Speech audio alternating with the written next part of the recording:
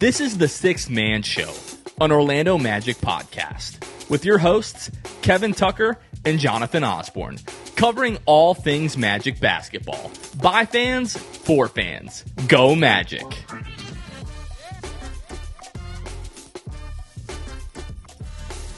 What's going on, Orlando Magic fans? You guys are back with the Sixth Man Show. Today is April 14th, 2025. Jonathan Osborne here, as always, joined by my co-host Kevin Tucker. Kevin, the Orlando Magic's regular season and the NBA regular season as a whole, as a matter of fact, has come to an end. How are we doing? Hard to believe. 82 games come and gone again. It's kind of crazy. Like, this is always such a surreal time, at least for me. This like day after the regular season is over, especially as a Magic fan. We've had a lot of seasons over the last few years where the season's over and now we're just done. But fortunately, although it's not exactly gone like we'd planned, there is still Magic basketball. You know, there's still at least two more home games even, right? Like, if the Magic lose Tuesday, they host on Friday, right? You know, so there's a whole thing. We'll get into all that, but there's still lots of Magic basketball to be played, and very strange feeling that 82 games are done and gone. How are things going for you? Things are going great. Regular season came to an end today. Very exciting final round of the Masters that It felt like everybody that I know, whether they're, into golf or not, everybody was kind of tuned into that. But yeah, definitely made for a very eventful Sunday. And it always does feel surreal this time of the year where it's like, man, the regular season that, we spent, 5 months of the off season pouring over, once the schedule came out and looking forward to all this. And then, we were at Media Day no, you were not at Media Day. I was not this year. There, yep. Myself and Ben were at Media Day this year. And then the regular season starts, and it feels like it takes forever because it did. Definitely took a while. We'll talk about the roller coaster that was the 2024-2025 regular season. But at the same time, when we sit here April 14th, it's like, man, that actually kind of flew by in a certain sense. So, yeah, I know we're going to talk about the last couple of games of the regular season in a few minutes here, although we're anything but normal for the Magic. Yeah. But, yeah, just kind of looking forward to Tuesday now. Yeah, it's a big week. Also, not just Tuesday, but got to give a shout out tonight. The Osceola Magic going for the crown. If you're in Central Florida and you want to see some important hoops, and maybe 24 hours before the Orlando Magic, Osceola Magic hosting the Stockton Kings. I think it's at 8 p.m. tip-off there at Osceola Heritage Park in Kissimmee. My old stomping grounds. Go root on the Osceola Magic before the big one tomorrow against the Hawks for the Orlando Magic in the play-in. Should be a fun 24 hours, I think. Absolutely will be. Couple of quick housekeeping items. We've been talking about our new six-man tee that is up for pre-order over at thesixmanshow.com/shop. We put up the long sleeve back in December. We got a lot of requests for either a black version or a short sleeve version. So we went ahead and did both. So it's a black short sleeve version of the shirt that we released in December, and pre-orders have been going really well. But they're only going to be up another 3 days until Wednesday. Basically, like Wednesday night, like going into Thursday, like midnight. That's when we'll go ahead and take down the pre-order. So if you want to help support the show, or you want to just rock that because it's a really sharp looking shirt, again, you can head on over to thesixmanshow.com/shop. And then in some fun Six-Man Show team news, our guy Brandon, who you can follow on Twitter at ORL_analytics, he's been working on like a NBA data dashboard tool for the past several months, and that's now live. So you can go to datadribble.com.au. It is a safe and secure site. Right. Brandon is in Australia. Yeah. So, datadribble.com.au. But it's just an awesome player dashboard. There's team dashboards. He set up like this team light system. So obviously like a traffic light, red, yellow, green, to show different team strengths and weaknesses. You can do player comparisons. You can do team comparisons. There's scatter plots for players and teams as well. There's just a ton of data. Brandon is a data guy. This is what he does professionally. It's just a really awesome tool that he's put together. So we want to see people use that. and check it out because it's honestly really impressive. So big shout out to Brandon. And again, we want everybody to go check out datadribble.com.au. Okay, Kev, we'll get into the state of the Magic. But before we do that, I kind of just wanted to take a couple of minutes to breathe. We're taking a quick breath here as we're getting ready to go right into the postseason on Tuesday. But just to sit here and talk about this season, because it didn't exactly go the way that we wanted it to, but I still think the Magic have the opportunity to achieve some of the things that we wanted them to going into this season, right? We all had hoped for, being able to go into the not the off season, but into the postseason with home court advantage. The Magic didn't do that. They fell, what was that? Basically like 9 games short of that, 9 games behind Indiana, who ended up being the 4th seed. But if you just look at the way that the Eastern Conference broke, it really, I still feel very confident that if the Magic were mostly healthy for this 82 game season, they would have been able to achieve those goals. But obviously 5 games into the season, Paolo goes down with the torn oblique, and then Franz goes on an incredible run, and then he has like this really good like 20-ish game, 17, 20-ish game run. He tears his oblique. Jalen Suggs does like the absolute best that he can to kind of keep the team afloat during that time, and then he goes out with a back injury. A few weeks later, you get Paolo back, you get Franz back, you get Jalen back for 1 game, then he goes down with the knee injury for the entire year. In the middle of that, you lose Mo Wagner for the year with the ACL injury. And then other guys were just kind of like, Wendell had a period where he was out. Gary had a period where he was out.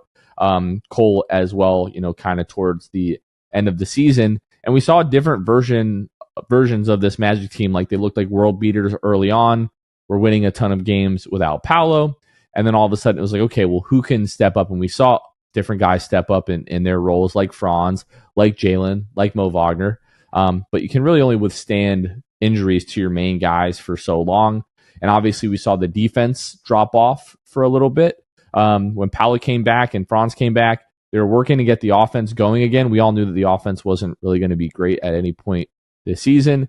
But I think what was so frustrating during that time was the defensive drop off. And then you get to the All-Star break, which we had basically said, like, hey, just get this team to the All-Star break. Let them get some rest. Let them get a little bit more healthy. And we talked during the All-Star break that historically, Jamal Mosley's teams, they play a lot better after the All-Star break. And in recent years, the team schedule has kind of been part of that. I think it was, we at least expected that to be the case as well. Like you come out of the All-Star break and shortly after that, you have a pretty lengthy homestand where we were like, hey, we really have the opportunity to pick up some real wins here. They didn't do that. And then all of a sudden we were like, hey, this team is in real danger of being in like the 9-10 game. And it came down to really the last 18 games after that homestand we're talking about. So you come back off the All-Star break at Atlanta, home for Memphis, home for Washington, home for Cleveland, home for Golden State, home for Toronto, home for Chicago. And you go, 1-6 in that homestand. And there were winnable games in there, right? Like Golden State, both the Toronto games, the Chicago game, like all of those you felt like, hey, like we should probably go at least like 3-1 in that stretch. And you don't. And then all of a sudden you have this daunting road trip at Milwaukee, at Houston, at New Orleans. Not really that daunting, but at Minnesota and at Cleveland. And it was like, man, if we can't find a way to go 2-3, 3-2 on that road trip, again, you're probably staring at the 9-10 game. They go 3-2 on that road trip, and then you win, 1, 2, 3, 4, 5, 6, 7, 8, 9, 10. 10 of your last 13. You go, I think it was 12-6 over your last 18, and you're really just able to win the games that you need to down the stretch. Jump back over the Hawks to regain that 7 seed, and then you beat them. You beat Atlanta in 2 out of your last 4. And yeah, clinch to the 7 seed, and now here we are getting ready to go into the play. And just what are your thoughts or emotions on what has really been like an emotional roller coaster of a Magic regular season? Well, first off, you started by saying our goal for the season was home court advantage, but we didn't specify what kind of home court advantage? So the Magic did get home court advantage just for the play-in instead of the playoffs. Just kidding. But seriously, obviously not how we necessarily wanted the season to go. But I came to this realization. I mentioned this on the post-game live today, which, by the way, was very fun. We had you, we had Sam, we had Maddie on, like the whole post-game live crew from the season. Very fun. But I mentioned there, last season, the Magic, what an amazing season it was, right? It was so much fun. One of the most fun seasons in Magic history, if you ask me. Lots of winning. It was a good time. This season, miserable through large stretches, very difficult circumstances. And yet, Jonathan, this team is only 6 wins worse than last year's team. That blows my mind. Like, it feels like it's 20 games different. Like, because last season, the vibes were just so electric. And it felt like everything was going our way. And in all of that combined led to 47 wins, which is good. Not elite, but good. This season, it felt like everything was against us. Everything went wrong, and yet we were only 6 games worse. And so in some ways, Jonathan, I'm honestly more encouraged about that than anything. Like the fact that it literally could not have been a more miserable season, except for some of those injuries being even worse, right? Like season enders for, Paolo, Franz, whatever. Outside of that, it could not have been worse. And yet this team only dropped by 6 games. So now the hard part is those 6 games now translates into a very difficult playoff or postseason stretch here for the Magic, where they've got to win via the play-in to get into playoffs. And their reward for that is going to be a matchup with 2 of the best teams in the league, either the Celtics or the Cavs. So that's the part that stinks, right? We can say all this, moral victory stuff. Oh, we're only 6 games worse, blah, blah, blah, blah. But those 6 games are a big difference. If this Magic team won 47 games this year, they are the 6th seed, or they're probably at least competing with Milwaukee for the 5, maybe even Indiana for the 4. And so that's the big gap. It's not a lot of games, but at the end of the day, it's significant. And so, it's a definite mixed feelings right now as I look back on the season. I'm so glad it's over. Like that's part of it. Like, again, miserable regular season for about 2.5, 3 months. In some ways, I am looking ahead to next year because I want to see this team fully healthy again, but I refuse to look past the postseason. I still believe if this team can find a way into the playoffs, they can make life miserable for either Cleveland or Boston, whoever they end up playing. So do I think they'll win? No, but I think they can make things very interesting. But we'll get through the play-in first and see how that goes. Yeah, I agree with you. I still think there's a lot of value in postseason basketball for this team. High pressure situations, more of a limelight on this team. I just do think it's going to be a lot different. I mean, I think we'll wait to talk about like matchup specific stuff once that is for sure in place. We'll talk about matchup specific stuff, with the Hawks. Yeah. Obviously, as we look ahead to that game on Tuesday, but I do think not having Jalen and not having Mo, it's one thing to get up for like big games during the regular season when you kind of know that the season is on the line. I'm just curious how this team is going to be able to go into like the emotional well, so to speak, like game in and out in a playoff series without those guys. I think Paolo and Franz are going to be able to carry a lot of weight in that regard as they have all season long. But you need psychos like that in a playoff series, and not having those guys I think is going to be big. One thing that I wanted to point out, and something that we've been tracking throughout the year here, I kind of just want to talk about the season that Paolo and Franz both had. I think most Magic fans would say that right now our core, for sure, is Paolo, Banchero, Franz, Wagner, and most people would probably throw Jalen Suggs into that. I do think we, at some point, are going to have a lengthier conversation about Jalen Suggs due to the fact that so far in his career, he's played 48, 53, 75, and 35 games, and you're essentially committing $30 million plus dollars to him a year moving forward with the contract extension. So most people would put him there, but right now, like for me, without a doubt, no questions asked, not a doubt in my mind, you're building around Paolo and Franz for the foreseeable future. Paolo finishes the season. He only plays 46 games, but 25.9 points per game, which like almost 20 games when he came back, he was just kind of a shell of himself. 25.9 points per game, 7.5 rebounds, 4.8 assists, shot 45% from the floor, 32% from behind the arc, 72.7% from the free throw line. Franz, 60 games. Paolo played 34.4 minutes, Franz 33.7 minutes per game, but Franz 24.2 points, 5.7 rebounds, 4.7 assists, 1.3 steals, 46% from the floor, 29% from behind the arc, 87% from the free throw line. With Franz, the three-point shooting is still a bit of a question mark, but the fact that he was able to shoot 87% at the free throw line on 5.2 attempts per game, I still believe in the touch for Franz and like eventually figuring it out to at least be average from behind the arc. I do think teams like view him as a threat. Like they're not just like sagging off of him and letting him shoot all the time. They do see him as a threat from behind the arc, at least to a certain extent. But really what I wanted to mention is that this is the first time since Shaq and Penny that the Magic have had two 20-plus point per game scorers on the roster. And these two combined for 50.1 points per game, which is second all-time Magic season, only behind Shaq and Penny in 94-95, who averaged 50.2 points per game.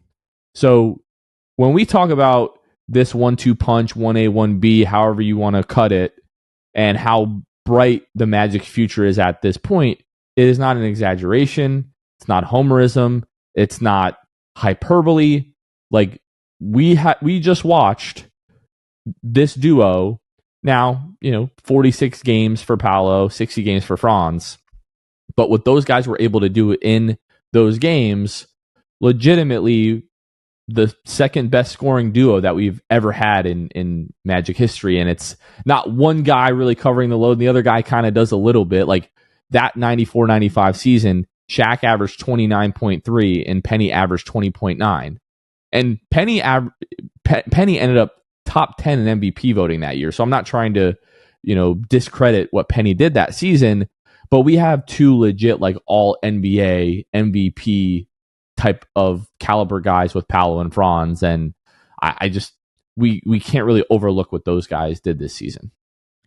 Yeah, just to add a little bit more context specifically to the Paolo thing, Polymarket Hoops on Twitter also noted that Paolo's 25.9 points, 7.5 rebounds, and 4.8 assists per game joins a list of Luka Doncic, Oscar Robertson, and Elgin Baylor as the only players to average these numbers in year 3, period. He's the fourth. Those other three, Hall of Famers. That's all I'm saying. NBA champions. That's all I'm saying. Wait, no, not Luka yet, I guess. But Hall of Famers, right? And so pretty good list to be on. But yeah, it's interesting with the Paolo and Franz combination discussion. I not that I struggle with it. Their numbers are a little bit skewed, if I'm being honest, because each of them spent so much time without the other, right?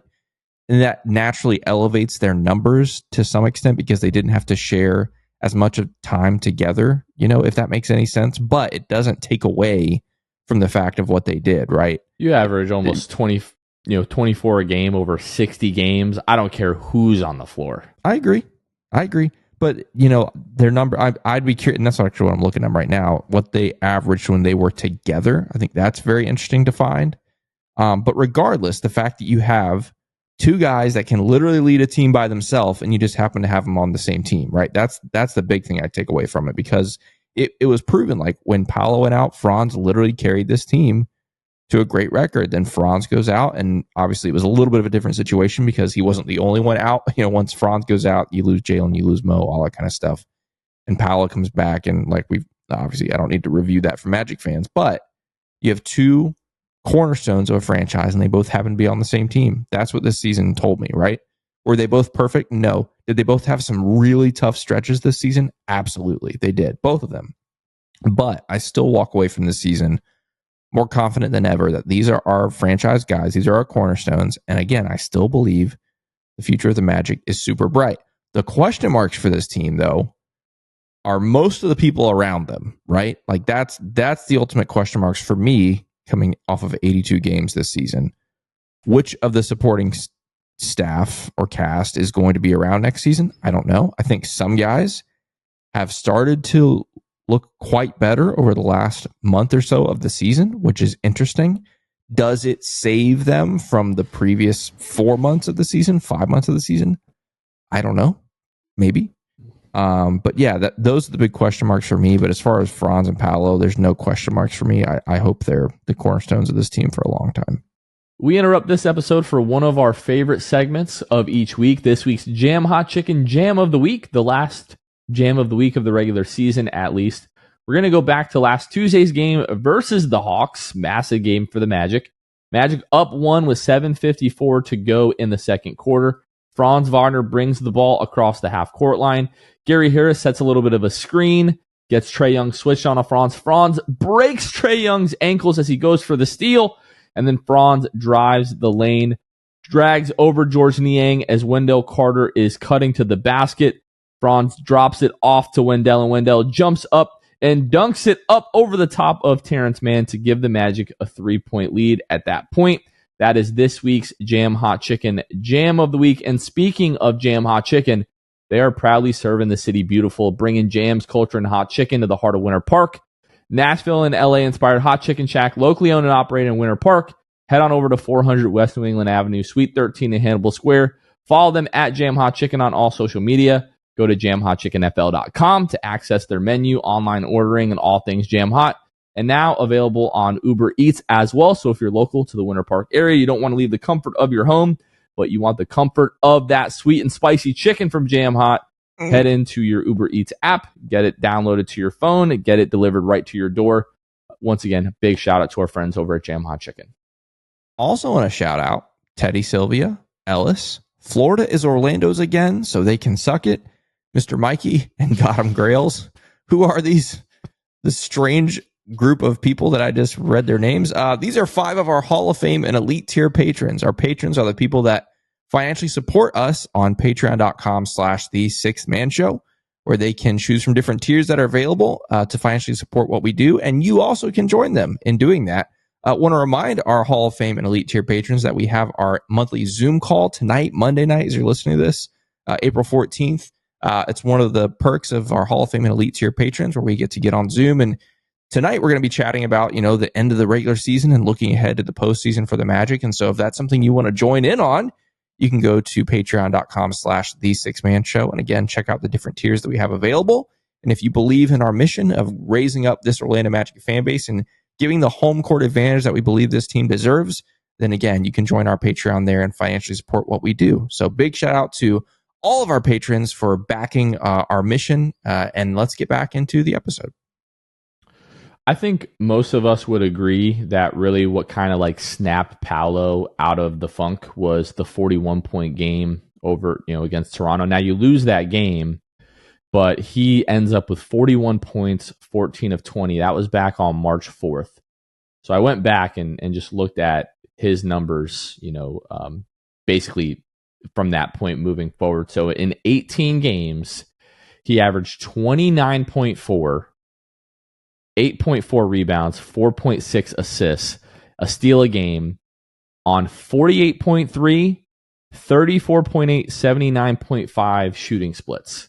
So those numbers that you just put together for Luka and Elgin, and Oscar Robertson, his numbers look even a lot better when you look at like really when he was healthy and once he was all the way back. And over that 18 game stretch, Paolo and Franz combined for 51.7 points per game. So them combined were even a little bit better. And that was with Franz kind of going through that like 6 or 7 game kind of slump that he went through, and he was kind of sliding a little bit. So what this team did, and given all the circumstances, I don't want to give them too much credit, because in a way they kind of just did what they should do and kind of what we expected them to do. But the way that they were able to kind of get out of that tailspin that was January and February and kind of that first week of March and really turn it around, I think they should be commended for that, because we very well you didn't finish that high above Chicago and Miami. Like, we could have been in the 9-10 game. And honestly, had some other teams been a little bit better, you could have fallen all the way out of the postseason. It's just the bottom of the Eastern Conference was just so bad. Like, when we're looking at Toronto, like, finishing 7 games back of the Heat. Like, hey, had Philadelphia been good and been healthy and been the team that we expected, the Magic had this same stretch and didn't pull themselves out of the tailspin, we very well just could have completely missed the postseason. So some luck, but also, definitely want to give them a little bit of credit. Anything else that you want to say specifically about this season before we jump into the state of the Magic and kind of get a more recent snapshot? The only thing I'll just add is we say this every season, Jonathan. Every season that we've been doing this, we say it. It's a long season. It's 82 games. You can't focus too much on one game if it goes really well or really poorly, or you can't focus too much on one guy if he's in a slump, right? And yet, every year we still do it. That's the other thing I'm sitting here. The day of the regular season being over, and I'm just looking back, and I'm thinking about the roller coaster ride, and it was such a unique and unusual season for this team. But I'm also thinking about the fans' takes, and I include myself when I say the fans' takes, my own takes sometimes, being so scintillatingly hot just because of a 1 game or a 1 week or a 2 week stretch from a player or from a team or whatever. And I'll just say this again to myself next year. I got to remind myself it's an 82 game season, and then I'll forget when it comes to January or something like that. And then, yeah, it's a grind. It is such a grind. And shout out, like you said, to this team for riding the ship at the end. And honestly, I feel like this team is playing some of their best basketball they've played all season right now, right as we go to the postseason, right when they're supposed to be hitting their stride, they're doing it. And so again, what will it mean? Who knows? But at least, like you said, got to give them a lot of credit for figuring things out and getting us on the right foot. Well, since you mentioned it, just to go back, October 30th at Chicago, you lose that game by 3. That's the game that Paolo gets hurt. Paolo, like the closing minutes of that, we thought he was just gassed, but he was like seriously injured in that game. And had there been like another half second on the clock in that game goes to overtime, and then kind of who knows what happens. Then a few weeks later, the Miami, well, I guess not a few weeks later, like a month, almost 2 months later, you're coming off of that miraculous comeback over the Heat and then Boston. And then you have the Tyler Hero game winner where you lose that game. That should never have happened. You shouldn't lose to Utah at home. Let's see. We go a little bit further here. Oh, the Milwaukee game where you lose Paolo's first game back. Felt like you could have got that one. Yeah. That one definitely stung. The losses to Toronto, the loss to Portland where you get blown out at home by the Trailblazers, the double overtime loss to Miami, the home losses to Portland and Utah, the loss at home to Golden State, felt like you should have had that one. The loss right before the All-Star break to the Hawks, and then the 2 losses at home to Toronto and the loss to Chicago. Like, we're talking about like 8 or 9 games there that it felt like the Magic should have won, which all of those are never going to go the other way. But even if you get half of those, you might be the 6th seed. Yeah, at least, yeah. Feels like it. Okay, let's go ahead and take a look at the state of the Magic this week. The Magic finished the season, final week, going 3-1, wins over the Hawks and Celtics, and the Pacers, and then a loss to the Hawks in this regular season finale. The Magic finished the regular season 41-41, 7th in the Eastern Conference. They finished the season 27th in offensive rating with an offensive rating of 108.9. Finished the season 2nd in defensive rating with a defensive rating of 109.1. Basically playing over half the season without your all-defensive team, like elite defensive guard in Jalen Suggs. Pretty impressive, I have to say. And then finished 17th in net rating with a negative net rating of 0.2. Since the All-Star break, the Magic were 21st in offensive rating, so a little bit better there, 112.7. 3rd in defensive rating, 110.0. Overall, 13th in net rating with a net rating of 2.7. And then the last 18 games, like starting with that Milwaukee road trip, 12-6, 21st in offensive rating, number 1 in defensive rating over the last 18 games of the season, and 8th in overall net rating. And Kevin shot 36.2% as a team from behind the arc in that stretch. I think that was good for 16th or 17th in the league. So much improved. A lot of that had to do with guys like Kentavious Caldwell-Pope. Over his last 18 games, he shoots 47.1% from behind the arc. AB shot 37.3 in his last 20 games from behind the arc. Let's see who else. Caleb Houston in his last 19 games, 50.7 from behind the arc. Corey Joseph in his last 17 games, starting a lot of those, he shot 36.5% from behind the arc. So like a lot of guys over the course of those last, 18 to 20 games, like really stepped up from behind the arc, allowed the Magic basically to be, average from behind the arc. And yeah, went, 18 or 12-6 over those last 18 games. So, I think we can't really gloss over that fact either. Kind of talked all season about there's going to be a stretch where the Magic shoot pretty well from behind the arc. And during that time, they had a 66% win percentage. Yeah, and again, that's not a chunk of games to just sneeze at, right? Like, I mean, 18 games, that's a good sample size. Not huge, right? Obviously, we'd like for that to continue for more than 18 games, but you got to give them credit. They, like we said, hitting their stride at the right time. Guys are knocking down shots at the right time. Honestly, if this team can shoot, we've said it all season long, if this team can shoot even just league average, they're going to have a chance any given night. And probably even, be on the winning side any given night. Now, the intensity in the competition is about to go up, right? So we'll see if that can be sustained. But again, they're doing it at the right time. The defense will always keep them in games. And we'll see if the shooting can lead to some wins here as we enter the postseason. So let's take a look here. So 36.2% the Magic would have been about 17th in the league this year. Instead, yeah. 31.8% from behind the arc, which has to be, we've talked about this and have tracked it all season. We haven't been keeping a super close eye on it because it's not something that we're necessarily proud of. And we know it's not something that really changed much, but I'm almost positive this is going to end up being one of the worst shooting seasons as a team, like in the modern era, 3-point shooting era of the NBA. And Brandon, I'll have to ask him, but he put together like a relative shooting stat, like your percentage compared to the league average of that season. So relative to that, again, this was like a bottom 5 shooting season, like the last 30 years. Just a really awful shooting season from the Magic.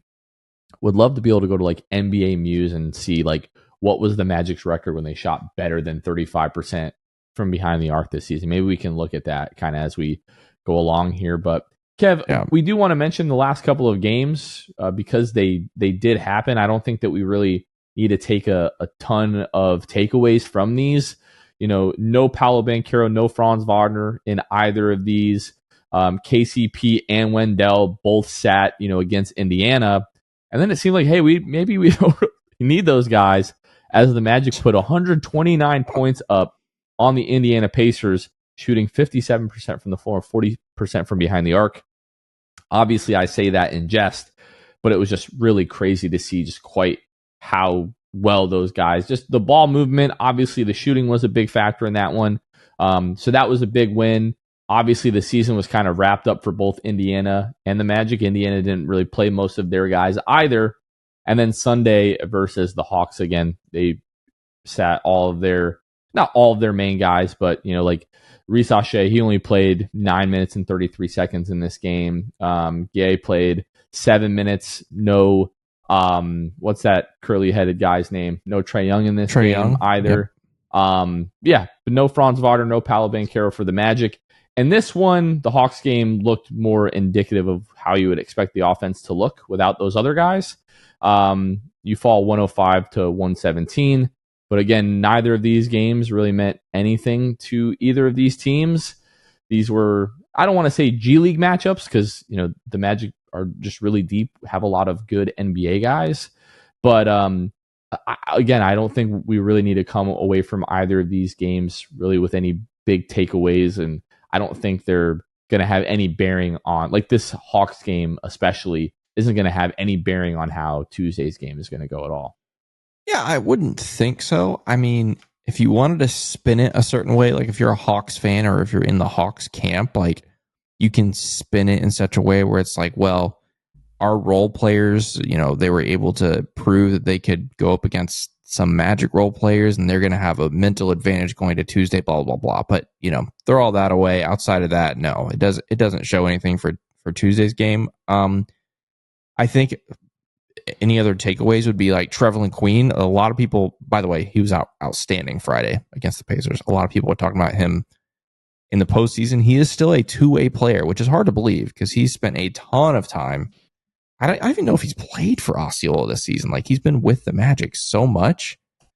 But two-way players are not eligible to play in the postseason. Okay, so today, Sunday, as we're recording this, is essentially Trevelyan Queen's last game for the Magic.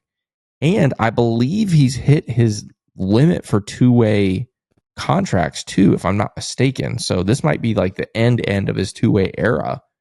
So we'll see. Maybe the Magic try to convert that this summer to a full contract, whatever you call it. But yeah. So Trevelyan, what's that face for? What you got? I love TQ, but that I think you could find better uses of that roster spot. I agree, but that's what I'm saying. Outside of that happening, sure, this was very unlikely.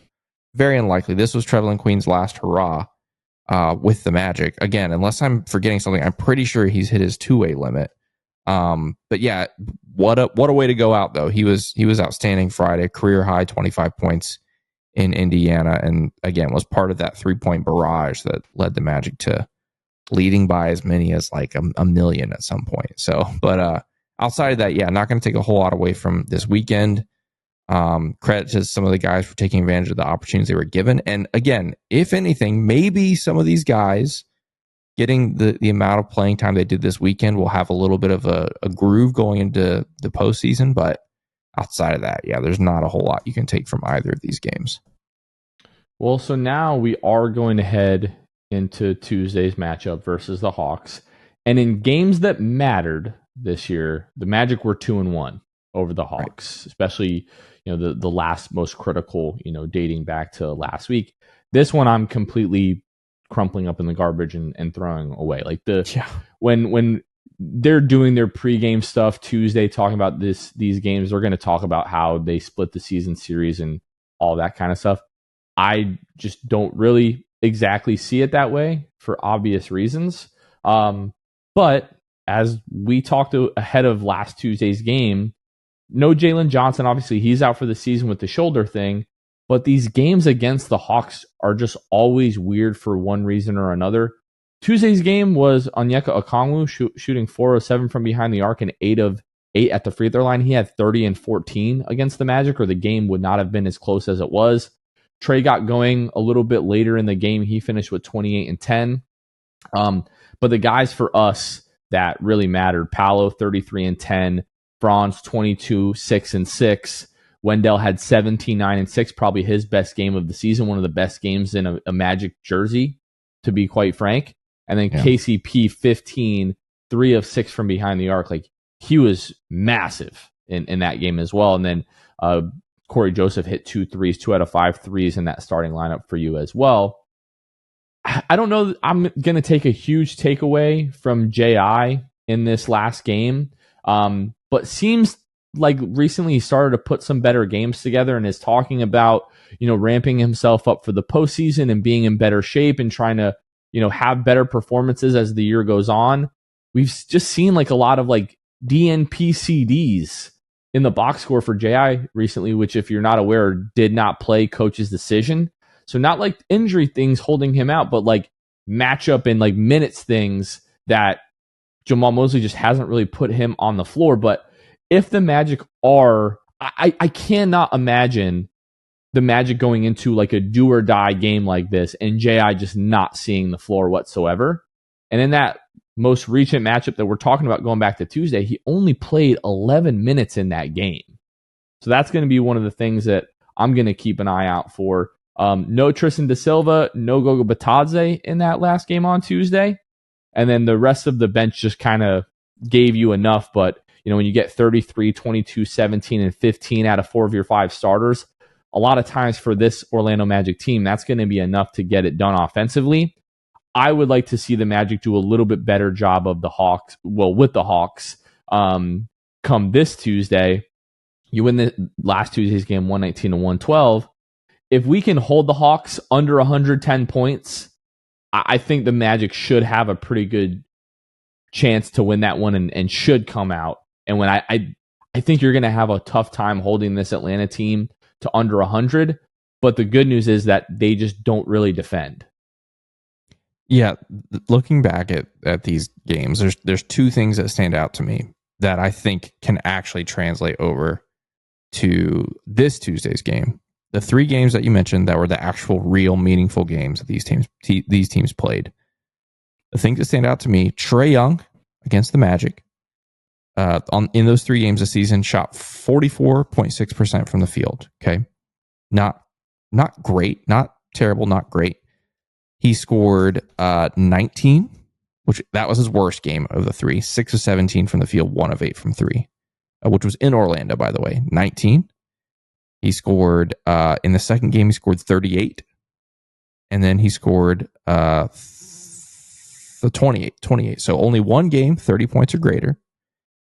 Paolo Banchero in 3 games against the Atlanta Hawks this year: 31, 36. And 33. We've said it a few times this season. As currently constructed, it feels like the Hawks do not have an answer for Paolo. That's what it feels like. That's what it felt. It's felt like just the eye test. Even watching Tuesday's game, feels like they have no answer. Again, given their current injuries, I think when they're fully healthy, they might have a couple guys that can contribute to slowing him down a little better. But right now, it feels to me like Paolo can be the difference in Tuesday's game, as he so often is. But against a team like Atlanta, I want to see Paolo just go to work. 40 minutes, go crazy on him, and then we'll see. Like I think that should be enough. Again, that combined with home court advantage, I think if you slow down Trae, the weird thing with this is, right, like the Okongwu thing last Tuesday, like where the heck does that come from? Like, I like Okongwu. I think he's a great player. If you can hold him to not 4 of 7 from 3, like that's going to be good enough for a more comfortable win. The other thing from that Tuesday game was you missed 10 free throws. You left 10 points at the line. If you're able to make 7 more free throws or something, I think this game's a blowout. And so, again, if the Magic can contain Trae Young, don't let any other random person on their roster beat you, and let Paolo go off. That feels like a recipe for success for me on Tuesday. And again, you add the home court advantage to it. It feels very doable. But obviously, Trae Young made quite a name for himself in the postseason. I mean, it's been many years now, but whatever year that was when he was in New York, like, that was outrageous. So look, he's one of those guys who's capable of going off and putting a team on his back and winning a game by himself. But I feel like the Magic's defense, 2022 at this point, maybe, yeah. But I feel like the Magic's defense will be enough to slow him down and eventually lead to a win, hopefully. And shocker, those 4 threes for Onyeka Okongwu were the most he's hit in a game this season.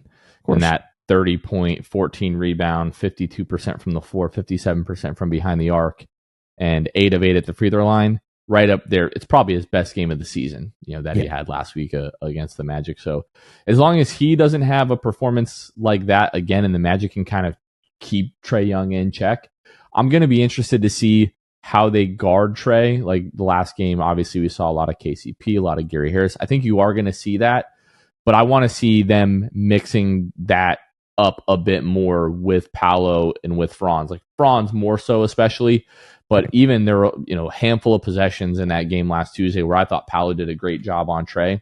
And if you can bother him with size and you can take away some of that vision and limit his ability to throw those lobs at the rim, if he can't see the rim and he can't see who's near the rim, it's going to be a lot harder for him to throw those lobs. So I think it's important for the Magic to keep a little bit more size on Trae because, in that last matchup, it really seems like that's something that he struggles with. So outside of that, what I think can be the biggest difference on Tuesday is going to be the crowd. Yeah. And we've talked about this the last couple of podcasts. I know you've been talking about it on the post game live. I think you looked before we started to record. The lower bowl is mostly sold out. Yeah, mostly. So that means there's room in the upper bowl. If you want to be at this game, we need you there. We need you making noise. We need you bringing the energy, changing the atmosphere. This needs to be a playoff series, Game 7 type of environment, because for us, it really is. I don't know about you all. I don't want to see Miami. I don't want to see Chicago in basically a one-game playoff that would decide the season for the Magic. Bring the energy. Leave it all in the stands. Rest your voice all day Monday, all day Tuesday. Bring it Tuesday night. Leave without a voice. I know I will be doing that. And I do think that if we can make this a hostile environment, we've seen the effects last year in games 3 and games 4 and game 6 against Cleveland. It can absolutely be the difference for this team, and they've said as much. So we have to bring it, just like we're hoping that these guys will. Yeah. You want to make a prediction? We usually do the week ahead. And so I guess right now you're beating the Hawks. The week ahead is just the one game. Yeah, I feel scary confident in this game. I really do, which terrifies me. But I really do feel like the Magic have what it takes to win. When the odds opened, they opened a 5.5 point favorite too. So Vegas feels pretty good. Like 5.5 is not insignificant. That's a pretty good spread there. And so I feel pretty confident. I think this team can win, maybe even convincingly. So I hope that's the case. The only thing I'm interested in seeing is how the starters start the game. Like they will have not played since the previous Wednesday, so 6 days, because they were rested. Not all the starters. A couple guys played on Sunday, but mainly Paolo and Franz. How do they get off to a start? Obviously the Hawks rested their guys today, but they played Friday, their starters. So that'll be interesting. The start of the game, I think, could potentially dictate it. But yeah, give me the Magic. Feel really confident about it, which is scary, but I'll take them.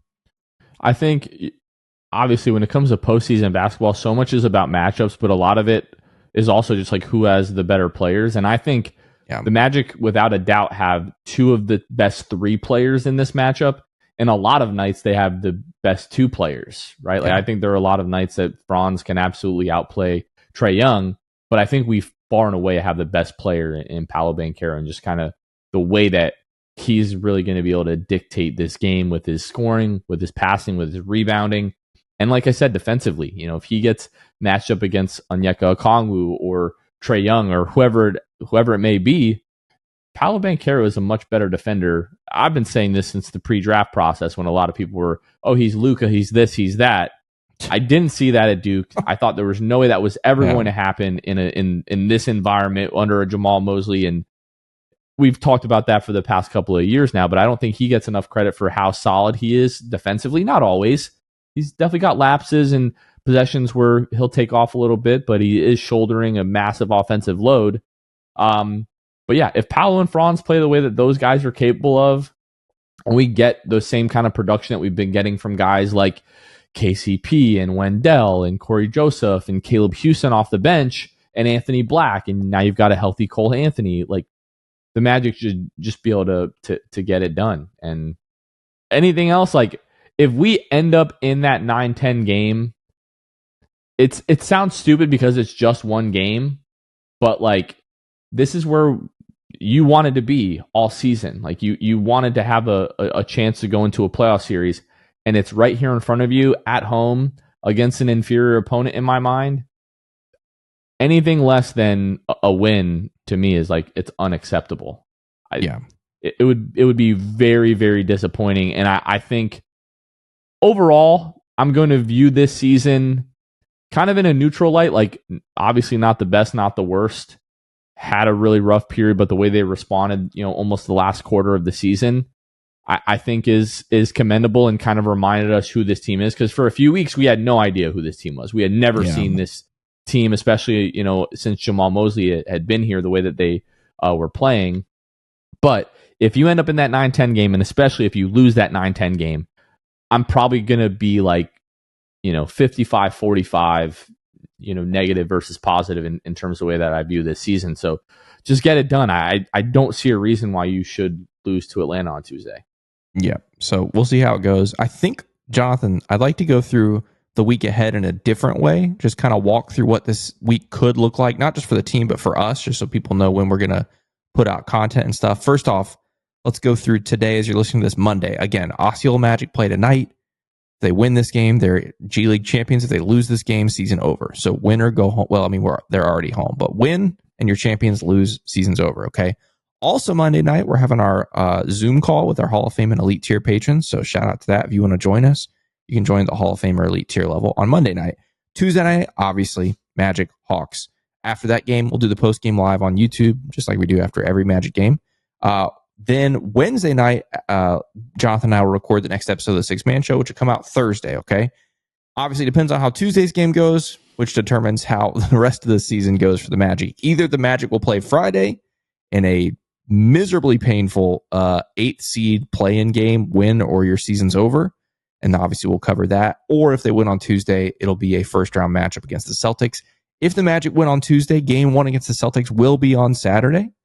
And so obviously our coverage will then turn into the first-round coverage for that matchup against the Celtics. But that's kind of how the week looks. It's very weird not knowing the whole situation. Like, this whole play-in thing is so strange and uncharted territory for not just the Magic, but for the Six Man Show. So we'll figure it out each step of the way. But yeah, that's kind of the general idea of what you guys can expect this week.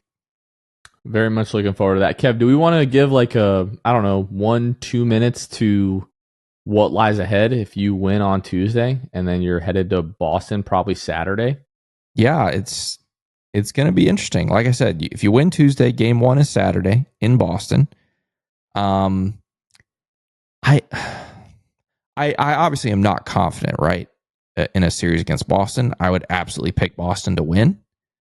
I just have this feeling like it's just a Jamal Mosley coach team, and I feel like this team can win a couple games. I think they can push Boston to 6. I think they can make life uncomfortable for them. And when I say 6, I feel like it could be 6, and a couple of those games are toss-ups that just go Boston's way. Like, of the 4 games Boston wins, maybe 1 or 2 is like a 1-possession game. I don't know.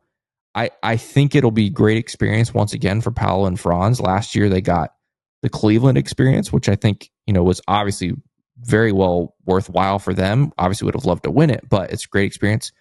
Playing this Boston team is a totally, totally different animal than the Cleveland team they played last year. Playing in Boston in the playoffs is a totally different animal than playing in Cleveland last year, right? This is obviously a championship pedigree team. And so, yeah, I think it's a great challenge if the Magic are given that opportunity, or earn that opportunity, I guess I should say. And then obviously the big thing is a lot of people draw comparisons, Magic to Celtics, Jason Tatum, Jaylen Brown, Paolo Banchero, Franz, Wagner, and to be able to see those guys go head to head in a 7-game playoff series, I think is worth it. And so, would never pick the Magic to beat the Celtics in a series, but I think they can make it interesting. Yeah. In terms of interesting, I like, if it goes 6, it's like 5 blowouts, 4 blowouts and a couple of games where the Magic were just able to steal, right? Like, I don't be really shocked if the Magic blow out the Celtics in any of these games. Yeah. For me, it really just comes down to the shooting variance. I know the Magic have been shooting better as of late, but 31.8 on the season versus 36.8 on the season. And the Celtics being legitimately 8-9 guys deep with shooting all over the place, and they all fit really well together, where the Magic are probably 8 or 9 deep, but the fit, at times can be pretty wonky, like once you start breaking the lineup. The big question, I think, for Boston is going to be Jaylen Brown and like this knee thing that's going on, which now he's having like pain management injections ahead of the postseason. So if that's something that flares up, I would still pick Boston to win in, 5 or 6 games in that scenario. But things start to get a lot more interesting. Like, I think Boston can win in 5 or 6 games if Jaylen Brown isn't 100%. But now we're probably looking at more like 3 or 4 games.